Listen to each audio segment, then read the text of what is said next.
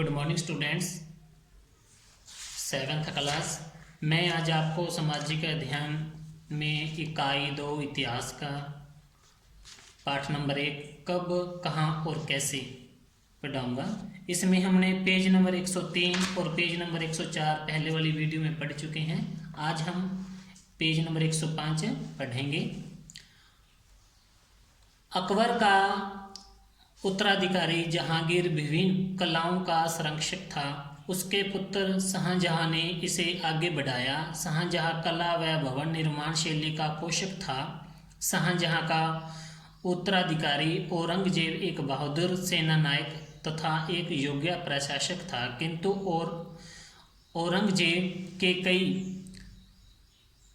अवगुणों ने इसे धार्मिक, असहिष्णु तथा कठोर व्यक्तित्व का स्वामी बना दिया। उसके मराठों से हुए लंबे युद्धों ने उसे हिंदुओं के दुश्मन के रूप में प्रचारित कर दिया। औरंगजेब के उत्तराधिकारी दूर तक फैले साम्राज्य को संभालने में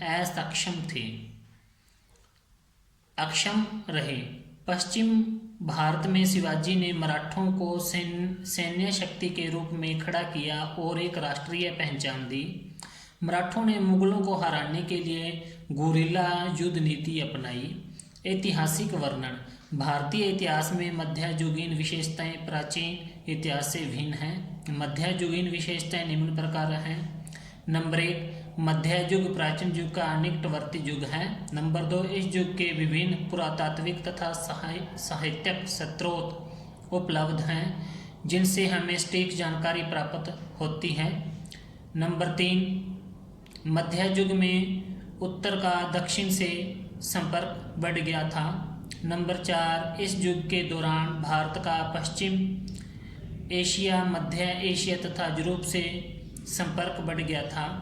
नंबर 5, हमारे विभिन्न सामाजिक तौर तरीके व मान्यताएं इसी युग की देन हैं।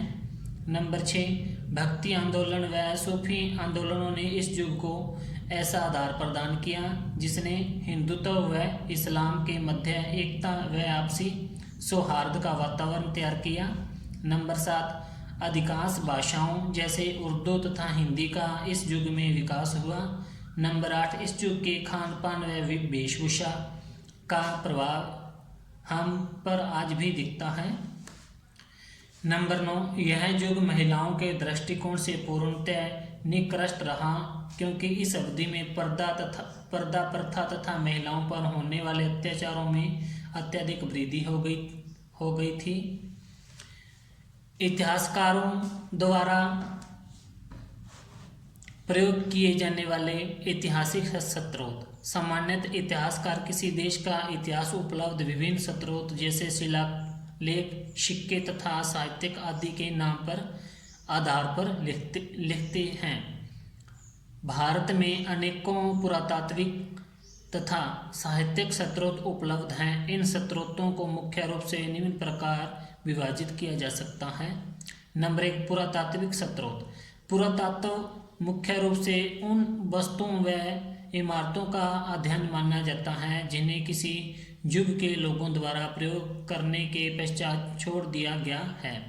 पुरातात्विक स्रोत में मुख्य इमारतों, शिलालेखों और सिक्कों को सम्मिलित किया जाता है। कभी कभी इतिहास आश्चर्यजनक रूप से स्वयं संरक्षित हो जाता है। उदाहरण के लिए पोम्पेई व हरक्यूलियन के रोमन नगर वेसुवियस पर्वत के भूस्खलन के कारण दब गए। यहाँ तक कि रोमन सभ्यता को छोटी छोटी जीवन शैलियों या दीवारों पर की गई चित्रकारी का अंत इसी कारण हुआ। भारतीय पुरातत्व सर्वेक्षण ने न केवल ऐसे दबे अवशेषों को खोजा बल्कि विभिन्न ऐतिहासिक इमारतों का रख रखाव व संरक्षण भी किया। भारत में कुछ महत्वपूर्ण खुदाई स्थल तमिलनाडु में कावेरीपट्टनम, पुडुचेरी में अरिकामेडु, आंध्रा में नागार्जुन कोंड, बिहार में पाटलिपुत्र, गुजरात में द्वारका तथा राजस्थान में जयपुर और जोधपुर आदि पुरातात्विक स्रोतों में पुरातन भवन, मृदुभांड, अस्त्र शस्त्र, मूर्तियां, शिलालेख, ताम्रपत्र तथा सिक्के आदि आते हैं।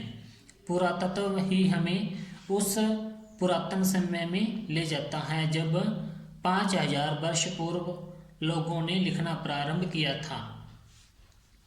नंबर 2, शिलालेख। ऐसे अनेकों शिलालेख जो चट्टानों तथा स्तंभों के रूप में हैं हमारी संस्कृति विरासत के अवशेष हैं। जे हमारी ज्ञान शक्ति को बढ़ाने में मदद करते हैं और हमारे सांस्कृतिक धरोहर को हमारी दृष्टि में मूल्यवान बनाते हैं।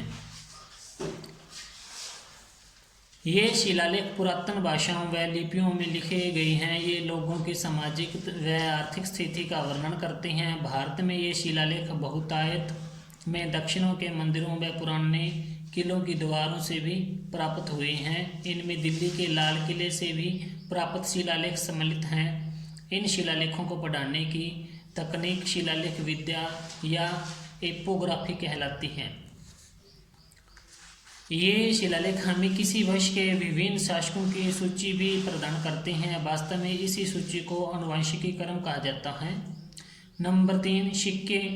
सिक्के किसी राज्य विशेष के शासक की जानकारी देने में हमारी सहायता करते हैं। इन सिक्कों के अध्ययन करने वालों को